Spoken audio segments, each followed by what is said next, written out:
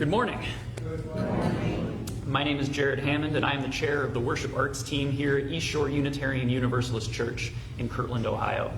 Thank you for joining us here today beneath the beacon and on Facebook Live.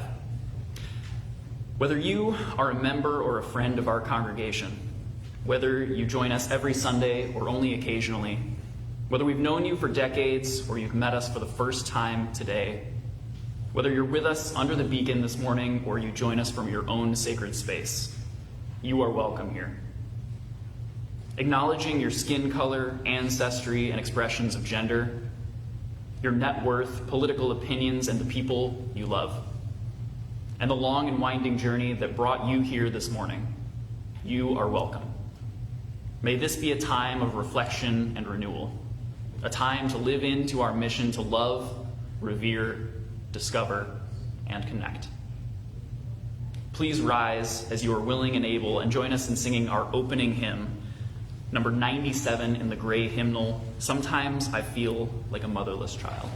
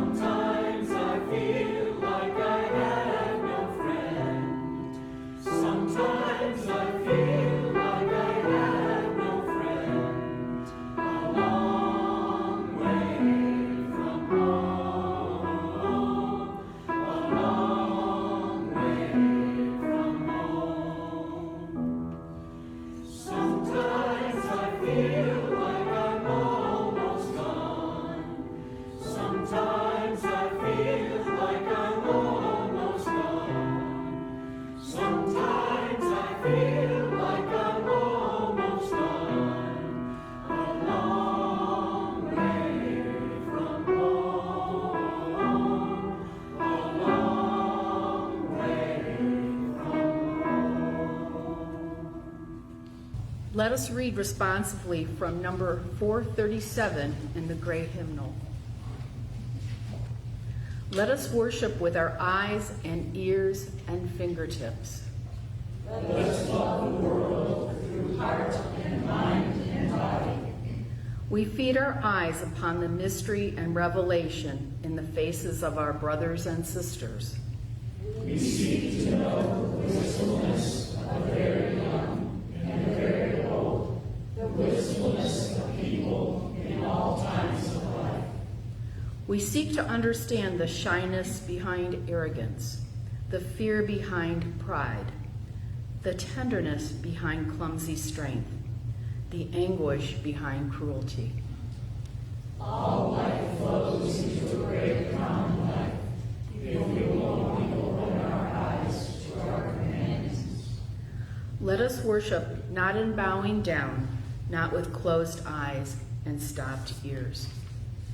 Let us worship with the opening of all the windows of our beings, with the full outstretching of our spirits. Life comes with singing and laughter, with tears and confiding, with a rising wave too great to be held in the mind and heart and body, to those who have fallen in love with life. Let us worship and let us learn to love. May the light we now kindle inspire us to use our powers to heal and not to harm, to help and not to hinder, to bless and not to curse, to serve you, Spirit of freedom. This is the time in our service when we share our joys and concerns. And today we have two. First one is pray for the divisions in our world, racial, religious, political, and environmental. And a joy, thank you to the board and all of the congregation for making it possible to bring our playground back to its glory. So thank you.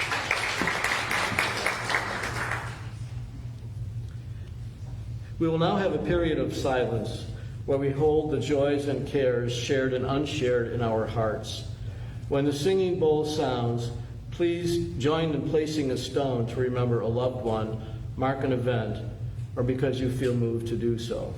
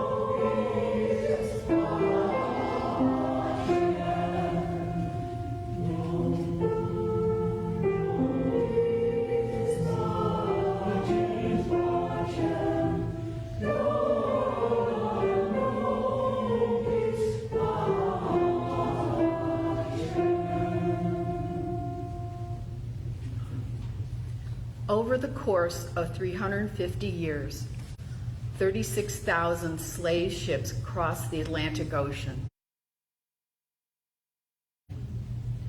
I walked over to the globe and moved my finger back and forth between the fragile continents. I try to keep count how many times I drag my hand across the brittle hemispheres, but grow weary of chasing a history that swallowed me. For every 100 people who were captured and enslaved, 40 died before they ever reached the New World. I pull my index finger from Angola to Brazil and feel the bodies jumping from the ship. I drag my thumb from Ghana to Jamaica and feel the weight of dysentery make an anvil on my touch.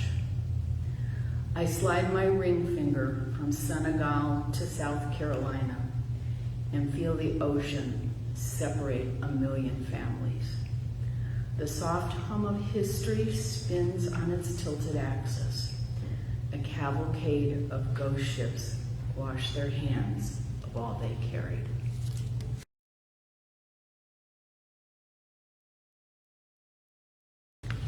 Good morning, everyone. Good morning. My name is Ron Prosek, and I am chair of the Social Justice Council of East Shore Unitarian Universalist Church. Let me introduce you to the 1619 Project, and let me tell you how 25 East Shore folk participated in the course of study that the 1619 Project provided us. The 1619 Project is a series of articles, poems, photographs, and artwork tracing the history of African Americans in our country, beginning in the year 1619, when the first African slaves were brought to our shores. These articles and other materials were published in a series in the New York Times in 2019, the 400th anniversary of the beginning of slavery in what became the United States. Subsequently, these materials became housed at the Pulitzer Center online, which makes the materials available to the public, which is where we found them. Besides the articles, the poetry, photography, and other artwork, the 1619 Project at the Pulitzer Center includes a study guide with discussion questions that we at East Shore used. A group of East Shore folks participated in the project beginning in the fall of 2020 and extending into January 2021. In February of this year, we debuted the 1619 Project to the whole congregation, at which point 25 East Shore folk signed on to study the project together. We met twice a month from early February to mid-May, each meeting extending for 90 minutes. Now, I want to make a few things clear before we hear from people who participated in the project. First, the 1619 Project is not critical race theory, or CRT. The term critical race theory has been misappropriated by some to mean all studies of the history of race and its impacts in the United States. But this is not what critical race theory is. Critical race theory is a very specific course of study focused on the law and how the law has been used and was used and is being used to discriminate against persons of color. Critical race theory is not taught in grade schools, middle schools, or high schools. It is almost exclusively taught in law schools on the graduate level of study. In contrast to CRT, critical race theory, the 1619 Project takes a very broad look at the history of slavery and racism in the United States. It does link events of the past to the current situation. It does look at some of the law, but it also looks at social and political institutions, at art and medicine, and many other areas of American life. The 1619 Project shines a light on how events of the past have shaped the present. In that sense, it is a deeply historical study and a cultural study, not exclusively a legal study. I think all of us who participated in the 1619 Project were surprised and shocked by much of what we learned. I thought I knew a lot about slavery and race, but I learned a number of new things, especially about the extreme cruelty that was visited on African Americans in slavery, and much of which continued after slavery. The point of the 1619 Project is not to make white people feel guilty. Rather, the purpose is to help every American feel better informed as to how our shared history has left us a legacy of institutional racism with which we must deal.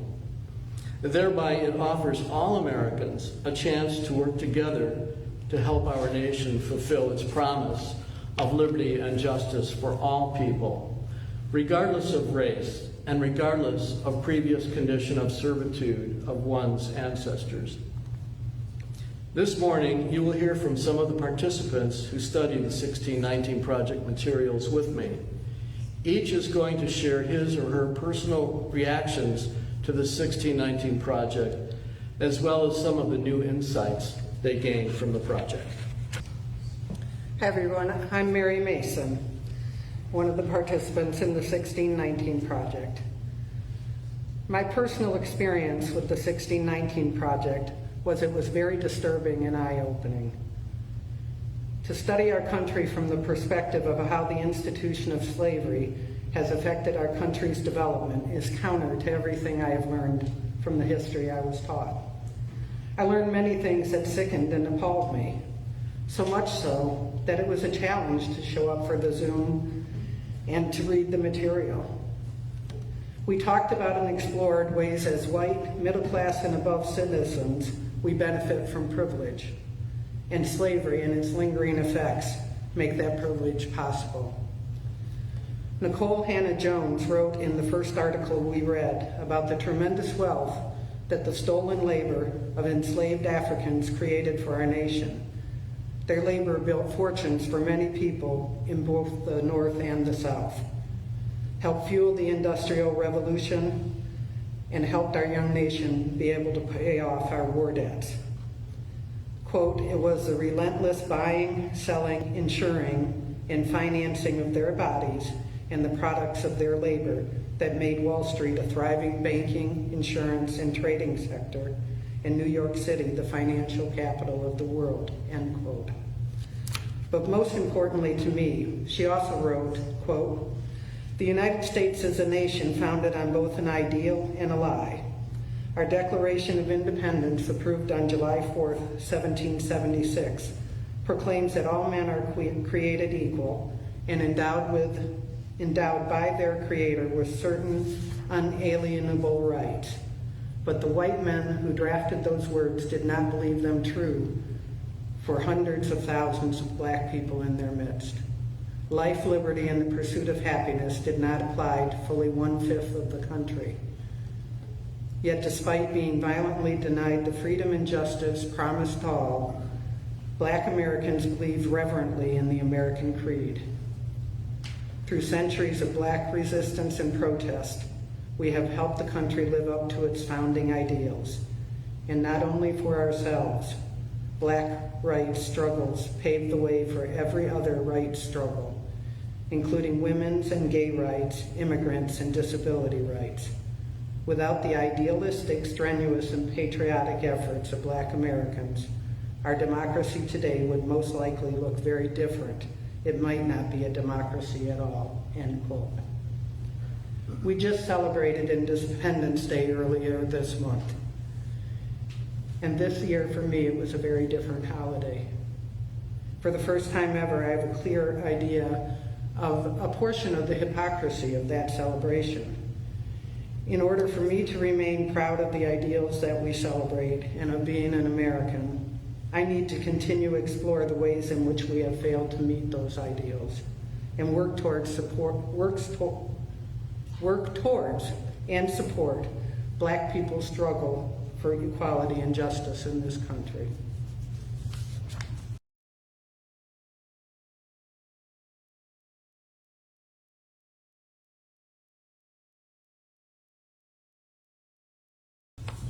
And now I will read a reflection by Gail Swain, who was not able to be here today, but was another participant.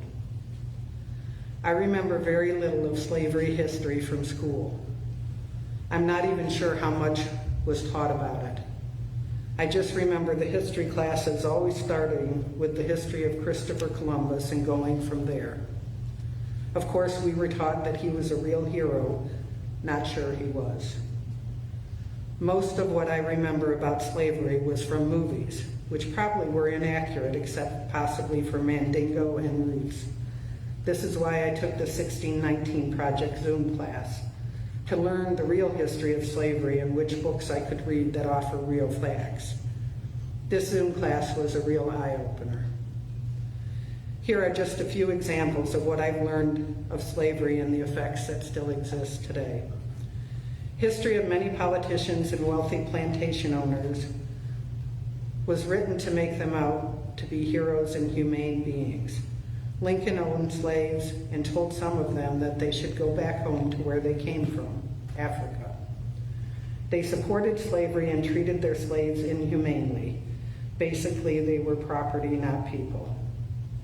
Recently, when statues of historical people were being torn down, I disagreed with it. I now understand why it was done and agree with it. Plantation owners and doctors believed that the slaves had a very high tolerance to pain. They would perform surgeries and experiments on them without anesthesia. They also believed that slaves had weak lungs, but hard work could strengthen those lungs. Even today, the idea that blacks being more tolerant to pain and having weak lungs exists in some medical training and philosophies. Some doctors still provide less pain management treatment for black and Hispanic people than white people. Traffic jams in some cities are caused by freeway systems designed to cut through black neighborhoods, tearing some of their homes down in order to segregate black and white communities. The systems were not conducive to heavy traffic. Many of the white families moved to the suburbs and commute to the cities using the inadequate freeway systems, thus creating rush hour traffic jams. Today, the U.S. has the highest rate of imprisonment of any other country. Black and brown people are more likely to be stopped, targeted, suspected of crimes, and imprisoned than white people. The stigma during slavery that blacks were dangerous and criminals still follows black people today. They are arrested, mistreated, assaulted, etc. for acts. If a white person did the same thing, the white person's act is often ignored. History books need to be changed to tell the truth about slavery and not make heroes of the tyrants. Healthcare needs to be available and equal for everyone. Also, update the fact about black people's bodies. Racial profiling needs to stop. These eye-openers have helped me to try and lose my prejudices and to treat everyone equally. Gail Swain.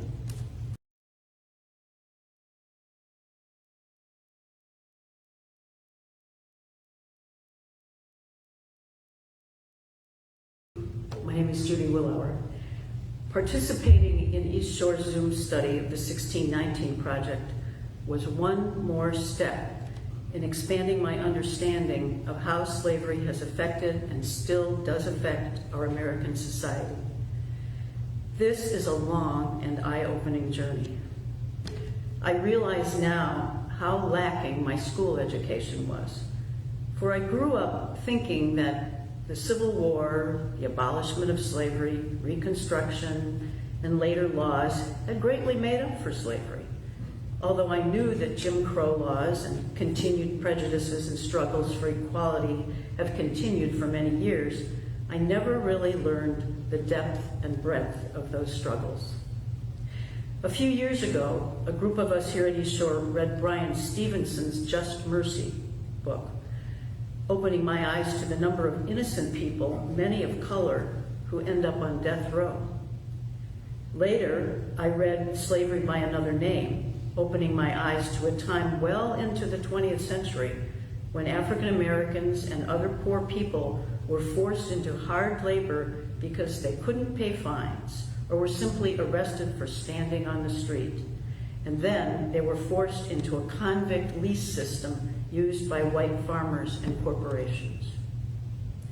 This year, in the Stories of the 1619 Project, I discovered more history I had never learned before.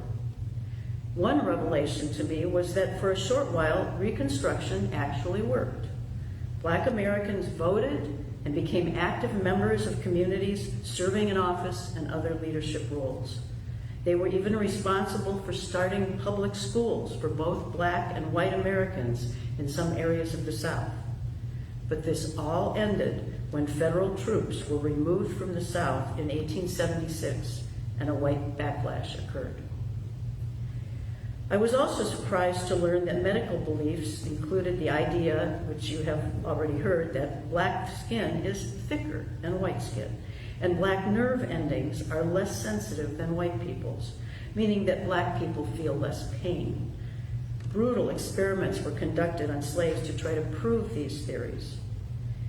It was also thought that enslaved people were prone to a disease of the mind which caused them to run away. Some of the medical theories are still promoted today, and often medical school textbooks illustrate all skin conditions with only the photos of white-skinned people. It was also revealing to learn how much slavery has influenced our modern American capitalism. Dependence on slave labor created great wealth in the early days of our republic, especially through the growing and processing of cotton. Plantation owners used a combination of incentives and punishments to squeeze as much as possible out of enslaved workers. Overseers closely monitored workers' picking abilities and assigned each one a unique quota. Falling short of that quota could get you beaten, but overshooting your target could cause your quota to be raised, bringing misery the next day. Even today, many non-skilled workers are incentivized through punishments rather than promotions. Modern technology has increased workplace supervision.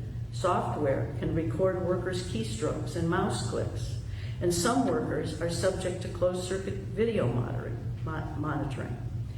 In some modern workplaces, there are few worker protections.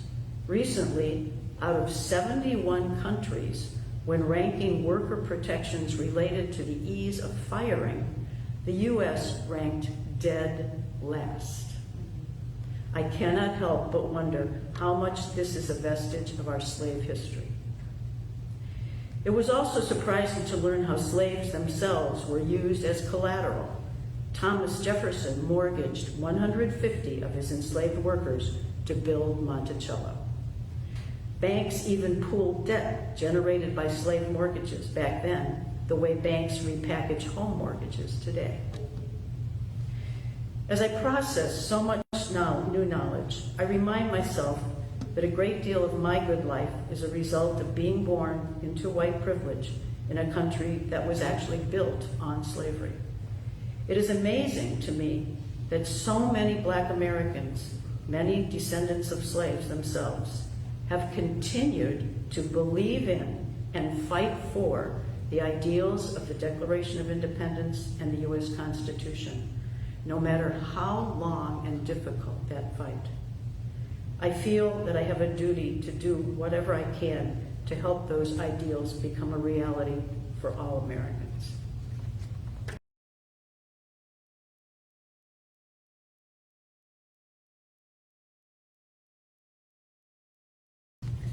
This is a reading called Bad Blood by Yaa Gyasi. Upon closer inspection, the leaf her 2-year-old was attempting to put in his mouth in the middle of the playground on that lovely fall day was in fact a used tampon. She snatched it from him and parelled both of his hands before rushing them back to the apartment on Dean.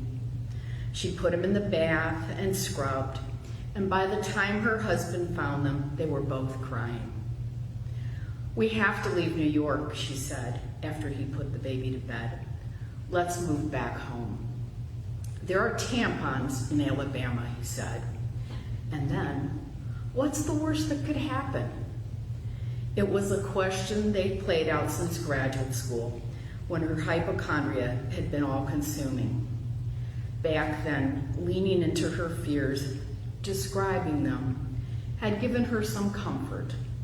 But then they had Booker, and suddenly the worst looked so much worse. He could get an STD, and we'd be the Black parents at the hospital with a baby with STD. And the pediatrician would call social service, and they would take him away, and we'd end up in jail. "Okay," he said slowly, "that would be bad, but statistically, very, very unlikely. Would it make you feel better if we called the doctor?" She shook her head. Her husband only used the word statistically when he wanted to avoid using the word "you're crazy." She knew that the doctor would just tell her to trust him, but she also knew that when the worst happens in this country, it often happens to them. She comes by her hypochondria honestly. When she was growing up in Alabama, people still talked about grandfathers and fathers and brothers who had died of bad blood. That was the catch-all term for syphilis, anemia, and just about anything that ailed you. The 600 men who were enrolled in the Tuskegee study were told they get free medical care. Instead, from 1932 to 1972, researchers watched as the men developed lesions on their mouths and genitals, watched as their lymph nodes swell, as their hair fell out, watched as the disease moved into its final stage, leaving the men blind and demented, leaving them to die. All this when they knew a simple penicillin shot would cure them. All this because they wanted to see what would happen. For years afterward, her grandmother refused to go to the hospital. Even at 89, perpetually hunched over in the throes of an endless cough, she would repeat, anything but the doctor. Bad blood begets bad blood. She's more trusting than her grandmother, but she still has her moments. Like many women, she was nervous about giving birth. All the more so because she was doing it in New York City, where Black women are 12 times more likely to die in childbirth than white women. And in that very statistic, that indelible impression of Tuskegee, the lingering feeling that she is never fully safe in a country where doctors and researchers had no qualms about watching dozens of Black men die, slowly, brutally, simply because they could. When she held Booker in her arms for the first time and saw her grandmother's nose on his perfect face, love and fear rose up in her. What's the worst that could happen, her husband asks, and she can't speak it. The worst. Instead, she tries to turn off that little voice in her head, that one that wants to know, how exactly do you cure bad blood?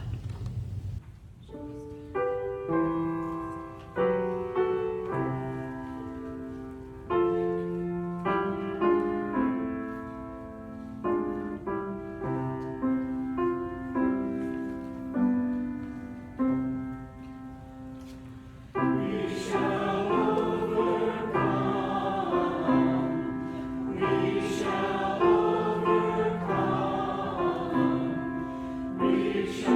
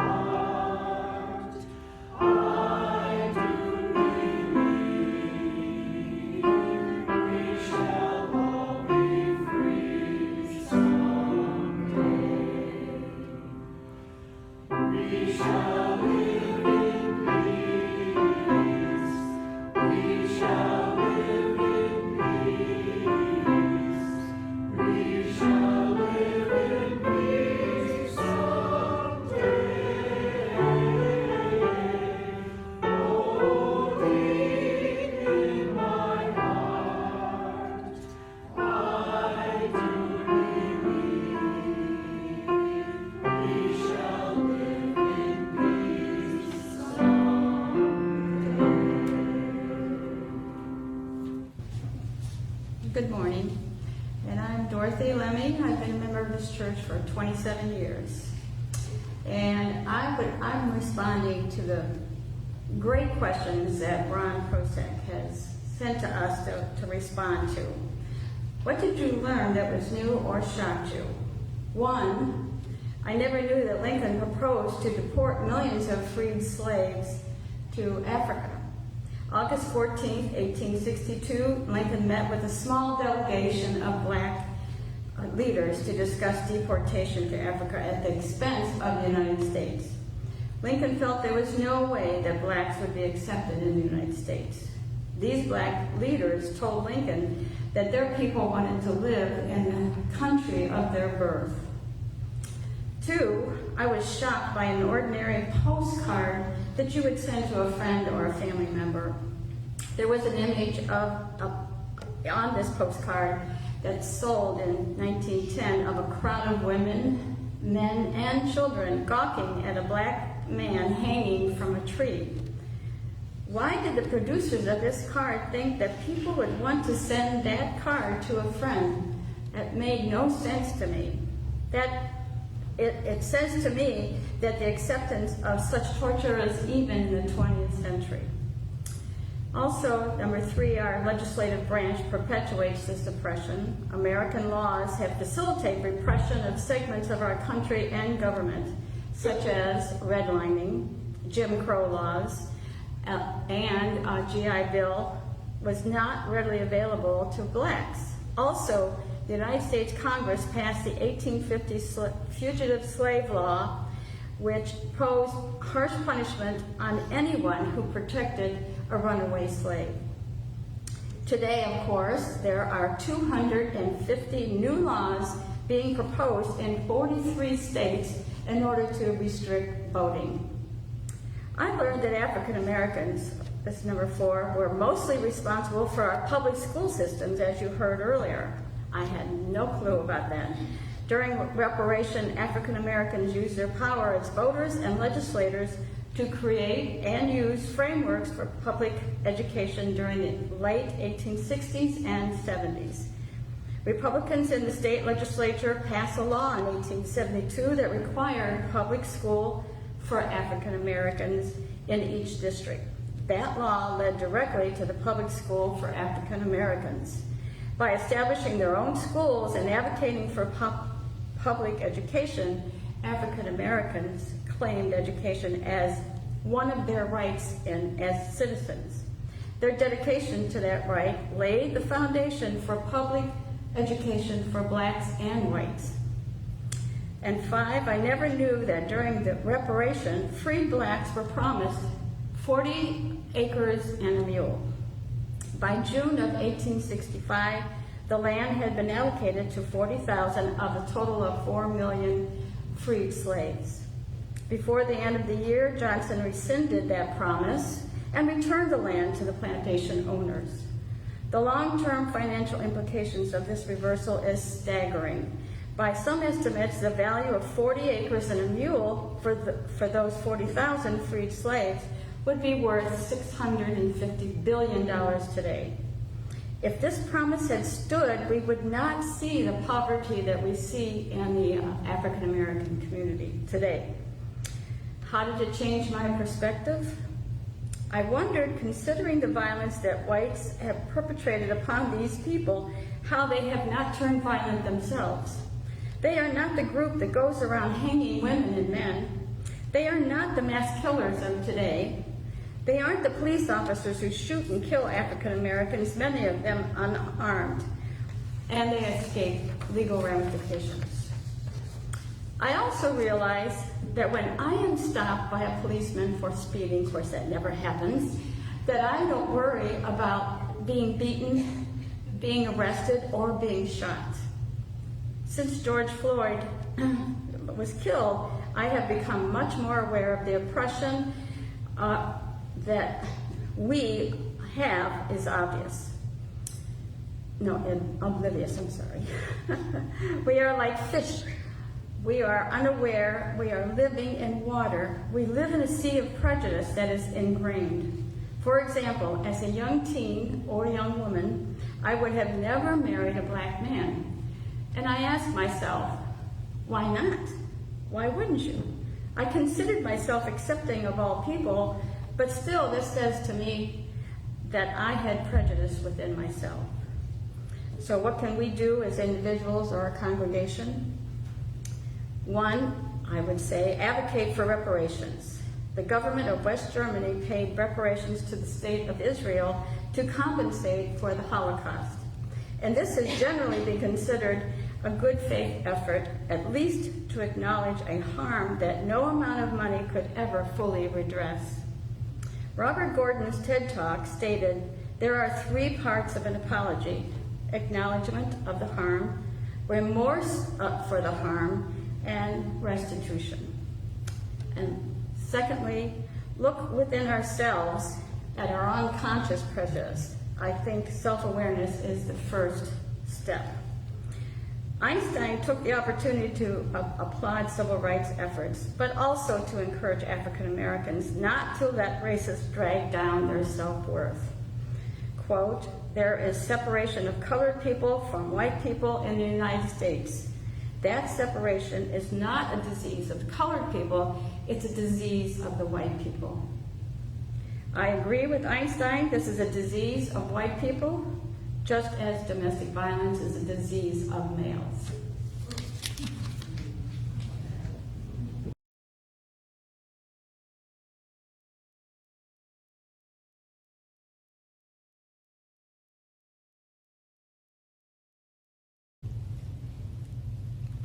Hi, I'm Jerry Green.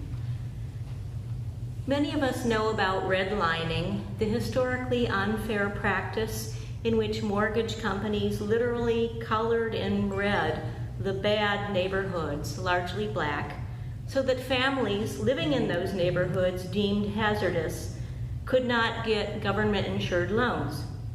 In fact, between 1945 and 1959, African Americans received less than 2% of all federally insured home loans. This and other restrictions, such as access to insurance, prevented blacks from building their family's wealth across generations.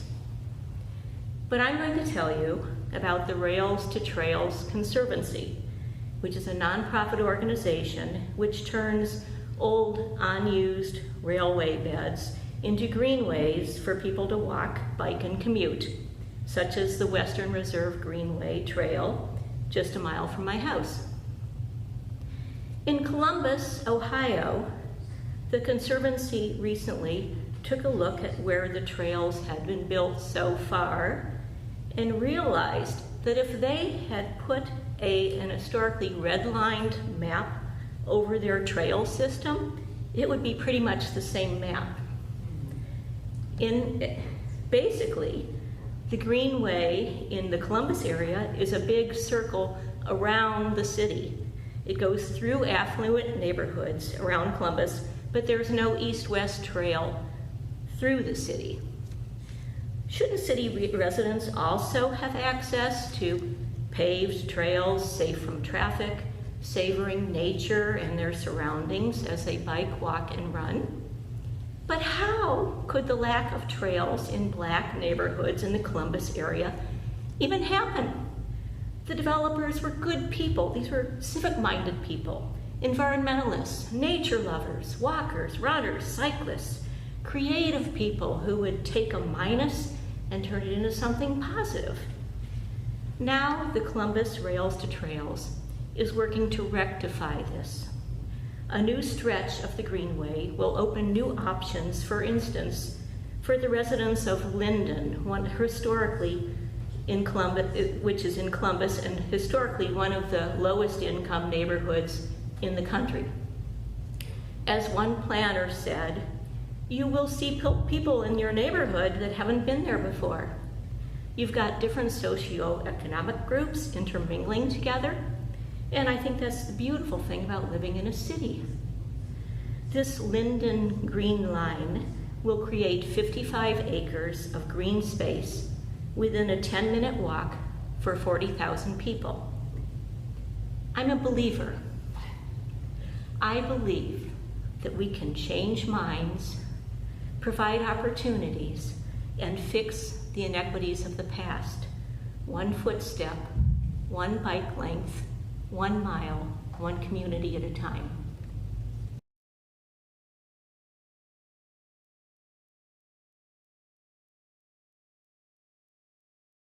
We join hands in Unitarian Universalist fellowship, pledging ourselves to an individual religious freedom, which transcends all creeds, not to think alike, but to journey together.